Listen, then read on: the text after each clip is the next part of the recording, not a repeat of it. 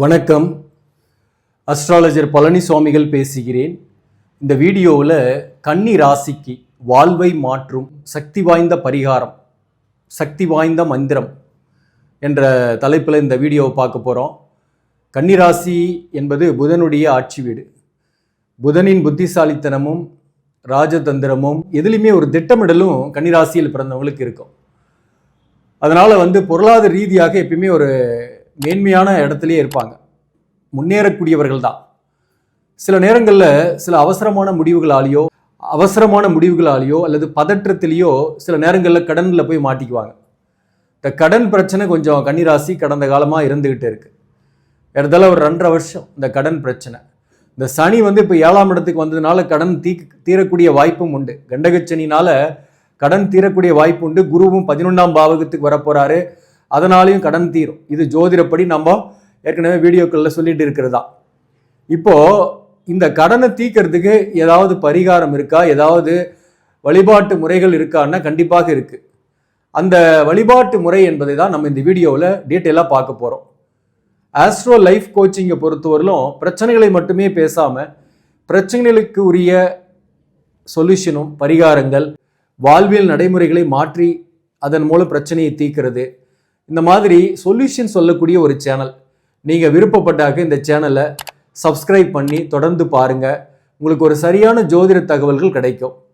இந்த வீடியோ உங்களுக்கு பிடிச்சிருந்தாலும் லைக் பண்ணி மற்றவங்களுக்கும் உங்கள் நண்பர்களுக்கும் உறவுகளுக்கும் ஷேர் பண்ணுங்கள். இந்த கன்னிராசிக்காரங்க வாழ்க்கையில் மேன்மை அடையிறதுக்கு என்ன செய்யலாம் அப்படின்னா, புதன் ஸ்தலம் திருவெண்காடு. இந்த புதன் ஸ்தலம் திருவெண்காடு என்பது கும்பகோணம் அருகாமையில் தான் இருக்குது. நீங்கள் வருஷம் ஒரு முறை நீங்கள் இந்த புதன் ஸ்தலத்துக்கு நீங்கள் புதன்கிழமையில் நீங்கள் போயிட்டு பச்சை நிற அங்கவஸ்திரம் எடுத்து புதன் பகவானுக்கு அணிவித்து பாலபிஷேகம் செய்து உங்கள் பேரில் அர்ச்சனை பண்ணிங்க. இந்த ஸ்தலத்தில் பார்த்தீங்கன்னாக்க அக்னி தீர்த்தம், சூரிய தீர்த்தம், சந்திர தீர்த்தம் இருக்குது. இந்த தீர்த்த குளங்களில் குளிக்க விடுறதில்ல, தண்ணியெல்லாம் தூய்மையாக தான் இருக்குது. நீங்கள் தலைமையில் எடுத்து தொளிச்சிக்கலாம் அல்லது கால் அலம்பிக்க விடுறாங்க. அதே போல் இந்த புதன் ஸ்தலம் திருவெண்காடுக்கு போயிட்டு வர்றது உங்கள் பூர்வ கர்ம வினைகளை நீக்கும் ஸ்தலம். இதை தொடர்ந்து செய்யுங்க. வருஷம் ஒரு முறை போயிட்டு வாங்க, புதன்கிழமையில் போயிட்டு வாங்க. ஒரு நாள் ஃபுல்லாக அங்கேயே ஸ்பெண்ட் பண்ணுங்க அந்த கோயிலே. அங்கே பார்த்தீங்கன்னாக்க சிவபெருமானும் பார்வதி தேவியும் இருக்கு. இந்த சிவபெருமானை வழிபாடு செஞ்சுட்டு அம்பாலையும் வழிபாடு செய்யும் போது வாழ்க்கையில் மாற்றங்களை நீங்கள் சந்திப்பீங்க. குறிப்பாக படிச்சுட்டு இருக்கிறீங்க, படிப்பில் தடையாக இருக்குது அப்படின்னாக்க அந்த படிப்பு நீங்கள் கண்டினியூ பண்ணுறதுக்கு உங்களுக்கு வாய்ப்பை ஏற்படுத்தி தரும். ஆராய்ச்சி படிப்பு படிக்கிறீங்க, தீசிஸ் சப்மிட் பண்ணியும் ஃபெயிலியர் ஆகுது. தீசிஸ் சப்மிட் பண்ணுறதுக்கு சக்ஸஸ் ஆகணுன்னாக்க இந்த கோயிலுக்கு போயிட்டு வரும்போது உங்களுக்கு தீசிஸ் சப்மிட் பண்ணி சக்ஸஸ்ஃபுல்லாக நீங்கள் கோர்ஸ் கம்ப்ளீட் பண்ணுறதுக்கு வாய்ப்பை ஏற்படுத்துது. பேச்சு வராமை அல்லது புத்தி பேதலித்து இருக்கிறது, திறமையின்மை போன்றவற்றிற்கும் இந்த புதன் ஸ்தலத்துக்கு போயிட்டு வரும்போது மாற்றங்கள் ஏற்படுது. நம்மளுடைய கர்ம வினைகளை நீக்கும் ஸ்தலம். அடுத்ததாக கடனை தீர்க்கும் தெய்வம் ஸ்ரீ நரசிம்மர். இந்த நரசிம்மர் வழிபாடு நீங்கள் தொடர்ந்து செய்யும் போது உங்களுக்கு நன்மைகளை கொடுக்கும். நரசிம்மர் கோயிலுக்கு போயிட்டு வரலாம். நாமக்கல் டவுன் பகுதியிலேயே பார்த்தீங்கன்னா நரசிம்மர் ஆலயம் இருக்குது. நரசிம்மரை போய் வழிபாடு செய்யலாம். செவ்வாய்க்கிழமையில் போயிட்டு வரலாம், சனிக்கிழமையில் நரசிம்மர் வழிபாடு செய்யலாம்.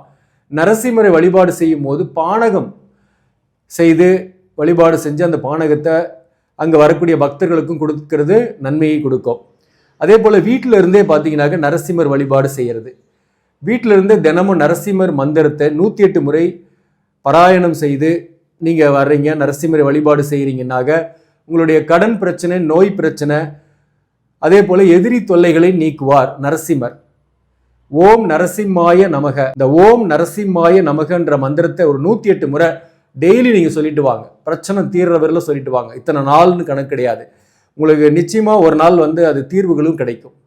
குறிப்பாக கடன், தீராத கடன், மாளாத கடன் தீர்க்கவே முடியலன்னாக்க இந்த மந்திரத்தை சொல்லிட்டு நரசிம்மர் கோயிலுக்கு போயிட்டு வாங்க, நரசிம்மரை வழிபாடு செய்யுங்க, கடன் தீரும். இந்த ஒரு மந்திரத்தால் வாழ்க்கை மாறும். அதே மாதிரி மகாலட்சுமி வழிபாடு, கடனை தீர்க்கிறதுக்கு மகாலட்சுமி வழிபாடும் உங்களுக்கு நன்மையை கொடுக்கும். வெள்ளிக்கிழமையில் நீங்கள் சுக்கிர ஓரையில் காலையில் 6 to 7 இந்த காலகட்டத்தில் வீட்லேயே மகாலட்சுமி ஃபோட்டோ வச்சு அதற்கு மல்லிகைப்பூவோ அல்லது மாலையோ அணிவித்து பக்கத்துலேயே ஒரு காமாட்சி அம்மன் விளக்கு ஏற்றி வச்சிங்க. வெத்தலை 6, பாக்கு 6, அதே போல் 1 ரூபாய் காயின் ஒரு 6 அந்த வெத்தலை மேலேயே வச்சுருங்க. வெத்தலை 6 வெத்தலை, அதுக்கு மேலே பாக்கு, அது மேலே ₹1 காயின், ஒரு மஞ்சள் எடுத்து கொஞ்சம் பிள்ளையார் பிடிச்சி அது மேலே பக்கத்தில் வச்சிங்க. ஒரு எலுமிச்சம்பழம் கூட வாங்கி பக்கத்தில் வச்சுக்கிறது நல்லது. இப்போ நீங்கள் கற்பூர தீபம் காட்டி சுக்ர காயத்ரி மந்திரம் ஓம் அஸ்வத் வஜாய வித்மகே தனுர் அஸ்தாய தீமகி தன்னோ சுக்ர பிரசோதயாத், இந்த மந்திரத்தை நீங்கள் ஒரு 6 முறை சொல்லி வழிபாடு செய்யுங்க. இதை வெள்ளிக்கிழமை செஞ்சுட்டு வாங்க. கடன் தீரக்கூடிய மந்திரம் தான் இதுவும். கடன் தீரும், செல்வம் வரும். மகாலட்சுமி வழிபாடு என்பது நீங்கள் கடனை தீக்கணுன்றதை விட பொருளாதார ரீதியாக நிறைய மேன்மை அடைவீங்க. பணம் நிறைய வரும். பணம் நிறைய சம்பாரிச்சிங்கன்னா கடன்றது ஒரு பெரிய பிரச்சனையே இல்லை. கடன் ஒரு மேட்டரே இல்லை. கடனை தீக்கணும், அதற்காக நான் வேலைக்கு போகிறேன், அதுக்காக நான் பிஸ்னஸ் பண்ணுறேன்னு யோசிக்காமல் நிறைய பணம் சம்பாதிக்கணும், நிறைய முன்னேறணும் அப்படின்ற கான்செப்டில் நீங்கள் பிஸ்னஸ் பண்ணுறீங்க அல்லது வேலைக்கு போகிறீங்கன்னாக்க நிறைய ஏர்ன் பண்ணிங்கனாக்கா ஆட்டோமேட்டிக்காக அந்த கடன்றதில் ஒரு பெரிய பிரச்சனையே இல்லை. உங்களுக்கு கடன் ஆட்டோமேட்டிக்காக தீர்ந்து போயிடும், பிரச்சனைகள் சால்வ் ஆகிடும். நிறைய மணி உங்களுக்கு ஃப்ளோட் ஆகிறதுக்காக தான் இந்த பரிகார முறைகள். மகாலட்சுமி வழிபாடு.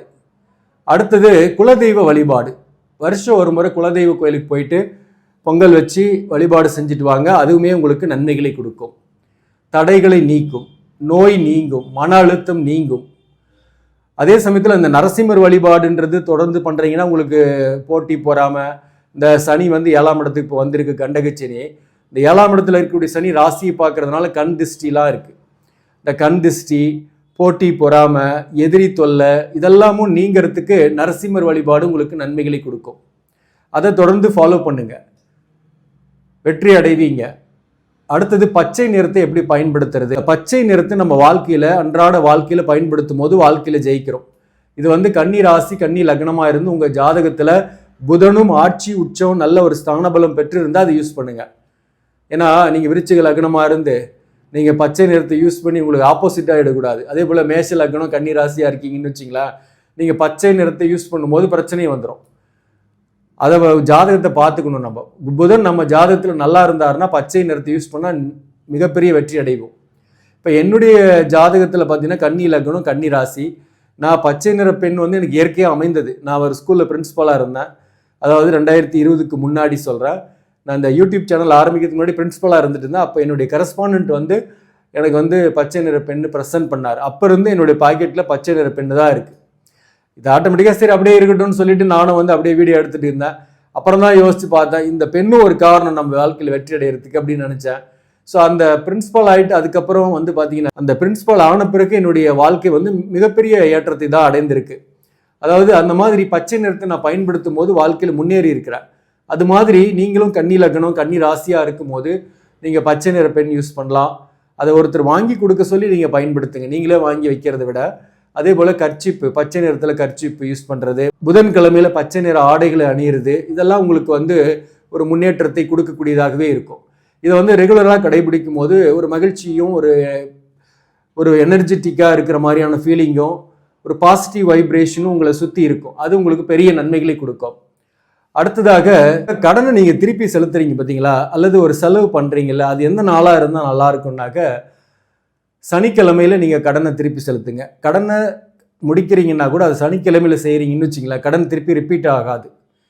அதே மாதிரி வீட்டு செலவுகள், வாடகை கொடுக்கறது, பால் காசு கொடுக்கறது, இந்த மாதிரி செலவுகள்லாம் இருக்கு இல்லையா, அந்த செலவுகள்லாம் நீங்கள் சனிக்கிழமை செஞ்சிட்டிங்கன்னு வச்சிங்களேன், இது நமக்கு அன்றைக்கி பாசிட்டிவாகவே இருக்கும். ரிப்பீட்டடாக உங்களுக்கு அது ஒரு பேர்டனாக நிற்காது. சாட்டர்டேல கடனை கொடுக்குறீங்கன்னா அது தீரும். அதை முறையாக ஃபாலோ பண்ணிங்க. நீங்கள் பசு மாட்டிற்கு அகத்திக்கீரை அமாவாசை நாட்களில் தொடர்ந்து கொடுத்துட்டு வரீங்கன்னு வச்சிங்களேன், செல்வம் சேரும், மகாலட்சுமி நம் இல்லத்தில் தங்குவாள், அதனால் முன்னேற்றங்கள் ஏற்படும். இப்படி நிறைய பரிகார முறைகளை நம்ம ஃபாலோ பண்ணும் போதும் நம்மளுடைய வாழ்வியல் நடைமுறைகளை மாற்றிக்கும் போதும் நம்ம கடன் படாமல் நிம்மதியாக இருப்போம். பொதுவாகவே கன்னிராசிக்காரங்க எதுலேயும் திட்டமிட்டு செயல்பட்டு கடனை தீர்க்கக்கூடியவர்கள் அதிகமாக செலவு பண்ணவும் மாட்டாங்க, சிக்கனமானவர்கள் தான். பணம் சேமிப்பதில் கண்ணும் கருத்துமாக தான் இருப்பாங்க. பொதுவாகவே ராஜதந்திரம் இவங்க கிட்ட இருக்கும். கன்னிராசியில் பிறந்தவங்க புதன் தான் ஆட்சி வீடுன்றதுனால புத்திசாலித்தனம் இருக்கும் முதலீட்டு திட்டங்களில் கூட. ஆனாலும் சில நேரங்களில் தசாபுக்தி சரியில்லை, கோச்சாரத்தில் சரியில்லை அப்படின்னும் போது சில நஷ்டங்களை அடைகிறாங்க. எவ்வளோதான் உஷாராக இருந்தாலையும் ஒருத்தர்கிட்ட பணம் கொடுத்து ஏமாந்தது கடந்த காலத்தில். அட்டம குடுவாக இருக்கும்போது சில பேர்லாம் வந்து பார்த்தீங்கன்னா பணம் கொடுத்து ஏமாந்துருப்பாங்க. நண்பர்கள் மூலம் பணம் விரையும். 2023 24, 25 உடல்நல பிரச்சனை, மன அழுத்தம், இந்த மாதிரியான பிரச்சனைகள் ஒரு பக்கம். ஹெல்த் இஷ்யூஸ் நிறையவே இருந்திருக்கும். குடும்ப வாழ்க்கையில் பிரச்சனை, இப்படி பண செலவாகிறதுக்கான சோர்சஸ் தான் அதிகம். அதனால் கடன் படக்கூடிய சூழ்நிலை. இந்த கடன் படக்கூடிய சூழ்நிலை இனிமேல் இருக்கானாக இனிமேலும் இருக்கும். நம்ம ஜாதகத்தின் அடிப்படையில் ஒரு அட்டமாதிபதியோட தசையோ அல்லது 6ஆம் அதிபதியோட தசையோ நடக்குதுன்னா கடன் வாங்க வேண்டிய சூழ்நிலை வரும்.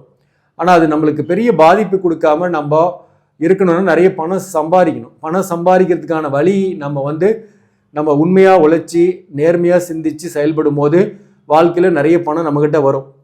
அதே சமயத்தில் கடனும் பெரிய அளவுக்கு நமக்கு பாதிப்பு கொடுக்காது. கடனே இருந்தால் கூட இந்த பரிகார முறைகளும் இந்த மந்திரங்களும் நம்ம தொடர்ந்து சொல்லிக்கிட்டு வரும்போது நம்மளுடைய பாதை நேராக இருக்கும். நம்மளுடைய ஃபோக்கஸ் ஒரே பாயிண்ட்ல இருக்கும். அதன் மூலம் நாம் ஜெயிப்போம். அதற்கு தான் இந்த மந்திரம். அதே சமயத்தில் இந்த வருஷத்தை பொறுத்தவரை கோச்சாரத்தை எடுத்துக்கிட்டாக்க கண்டகச்சனி ஒரு பக்கம், லாப குருவா வரக்கூடிய காலகட்டத்தில் ஒரு பெருங்கடனாக இருக்குன்னாக்க அதை தீர்க்கறதுக்கான வழி பிறக்கும். இப்போ இந்த கண்டகச்சனியை பொறுத்தவரையிலும் பணம் கொடுக்கறது தவிர்க்கணும். கொடுக்கல் வாங்கல பிரச்சனை வரும்னு நம்ம கண்டகச்சனிக்கான பலன்களில் சொல்லியிருக்கிறேன். ஆனால் லாபகுரு வரும்போது ஜூன் மாதத்துலேருந்து உங்களுக்கு ஆல்ரெடி நீங்கள் கொடுத்த பணத்தை எப்படியாவது ட்ரை பண்ணி கேட்டு பார்த்தீங்கன்னா வாங்குறதுக்கு வாய்ப்பு வரும். அந்த வகையில் நீங்கள் முயற்சி பண்ணலாம். ஸோ இதெல்லாம் இந்த இறை வழிபாடும் இந்த கோவிலுக்கும் புதன் ஸ்தலம் திருவெண்காடுக்கும் போயிட்டு வரும்போது வாழ்க்கையில் முன்னேற்றமும் பொருளாதார ரீதியாக நல்ல ஒரு செட்டில்மெண்ட் ஆகிறதும் வீடு வாகனம் வாங்கக்கூடிய வாய்ப்புகளும் ஏற்படும்.